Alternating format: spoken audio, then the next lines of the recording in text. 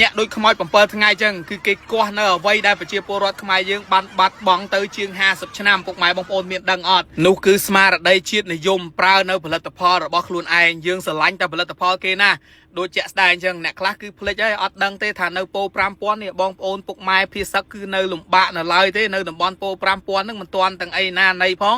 ម្នាក់នាំគ្នាត្រឡប់ទៅប្រើរបស់គេវិញទៀតមានអ្នកខ្លះសិតតែថាចេះថាចុះហើយឥឡូវនេះការរៀបចំពិព័រណ៍ដើម្បីរំលឹកនៅស្មារតីពុកម៉ែបងប្អូនឲ្យមានការជាតិនិយមបន្តទៀត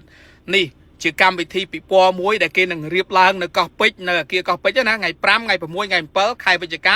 2025ចាប់ពីម៉ោង8ព្រឹកដល់ម៉ោង8យប់ពុកម៉ែបងប្អូនចូលរួមទស្សនាដោយសេរីនៅក្នុងពិព័រណ៍កោះពេជ្រនេះគឺកម្មវិធីរួមគ្នាផលិតប្រើផលិតផលជាតិពិព័រណ៍ផលិតផលខ្មែរនេះហើយជាការពង្រឹងនិងពង្រីកស្មារតីផលិតផលនៅក្នុងស្រុកដើម្បីឲ្យយើងនៅតែបន្តពុកម៉ែបងប្អូនដូចខ្ញុំនិយាយចឹងគឺគេបានគាស់មកហើយអញ្ចឹងយើងត្រូវតែចូលរួមនេះពិព័រណ៍ផលិតផលខ្មែររៀបចំដោយ Fastmix ដែលពុកម៉ែបងប្អូនអាចទៅបាននៅអគារកោះពេជ្រ567ដែលខ្ញុំបានរៀបរាប់ពីខាងដើមហ្នឹងហើយនេះនិយាយទៅថ្នាក់ដឹកនាំប្រមុខធំអីគេទៅចូលរួមអស់ហើយស្តង់ពិព័រណ៍មានរាប់រយស្តង់ដែលគេជឿទុកចិត្តព្រោះដោយសារតែការរៀបចំលើកទី1ហ្នឹងគឺអូពុកម៉ែបងប្អូនខ្មែរយើងទៅចូលរួមច្រើនអញ្ចឹងបាទខ្ញុំចង់ឃើញស្មារតីរួបរวมគ្នានៅតែបន្តទៅចូលរួមទៀតហើយនេះជាការផ្សព្វផ្សាយដំណឹងទៅដល់ពុកម៉ែបងប្អូនដើម្បីឲ្យបានជ្រាបថាគេមានរៀបចំពិព័រណ៍មានផលិតផលខ្មែរជាច្រើនរួមគ្នាផលិតរួមគ្នាប្រើផលិតផលជាតិឲ្យបានច្រើនហើយរក្សាជាតិនិយមឲ្យបានកាន់តែយូរកាន់តែល្អនិយាយទៅប្រទេសជាតិមួយរីកចម្រើនត្រូវការការជាតិនិយម